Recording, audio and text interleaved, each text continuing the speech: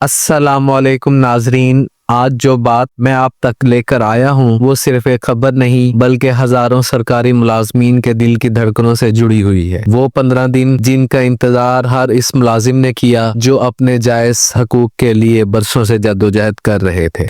वो 15 दिन जिन्हें एक उम्मीद, एक इम्कान और एक बड़ी तब्दीली की उम्मीद के साथ देखा जा रहा था और अब आखिरकार इस इंतजार का वक्त खत्म होने के करीब है। नाजरीन, आज की ताज़ा तरीन इतलात ये हैं कि हुकूमत को जो मोहलत दी गई थी इसका वक्त मुकम्मल होने वाला है और इस दौरान किए गए तमाम मुतालबात पर संजीदगी के साथ पेशरफ्त हो चुकी है। पंजाब के सरकारी मुलाजमीन जिन मुतालबात पर खड़े रहे, जिन पर आवाज बुलंद की, जिनके लिए एहतजाज भी किए गए, वो तमाम नुकात अब फैसला कुन मरहले में दाखिल हो चुके हैं। नाजरीन, बात होती है 30% डिस्पैरिटी अलाउंस की। ये वो अलाउंस है जो दीगर फेडरल और सूबाई महकमों के मुलाजमीन को पहले से दिया जा रहा है और पंजाब के मुलाजमीन बरसों से इस अदम मसावात का सामना कर रहे हैं। यही वजह है कि इस मुतालबे को इंसाफ की बुनियाद पर पेश किया गया और अब इसकी मंजूर होने के इम्कानात इंतहाई रोशन है। ज़राए के मुताबिक हुकूमत ने इस अलाउंस की मंजूरी के फार्मूला पर मुकम्मल मुशावरत कर ली है और अब सिर्फ बाज़ाब्ता ऐलान के मुंतज़िर है। इसी तरह बात आती है पेंशन की, तो नाजरीन, पेंशन एक रिटायर्ड मुलाजिम का सहारा होता है। वो सहारा जिस पर एक शख्स अपनी पूरी जिंदगी की मेहनत के बाद अपने बुढ़ापे की मंसूबाबंदी करता है। हालिया पॉलिसी तब्दीलियों से मुलाजमीन में शदीद बेचैनी फैली थी, लेकिन अब इस हवाले से भी नरम मौक़िफ़ सामने आ रहा है और इस बात पर गौर किया जा रहा है कि मौजूदा मुलाजमीन को उन असूलों के मुताबिक फायदा दिया जाए जिन पर इन्होंने अपनी मुलाजमत शुरू की थी। ग्रेजुएटी और लीव इनकैशमेंट की बात करें तो ये वो दो हकूक हैं जो हर सरकारी मुलाजिम की जिंदगी में बुनियादी अहमियत रखते हैं। ये सिर्फ माली मामनत नहीं बल्कि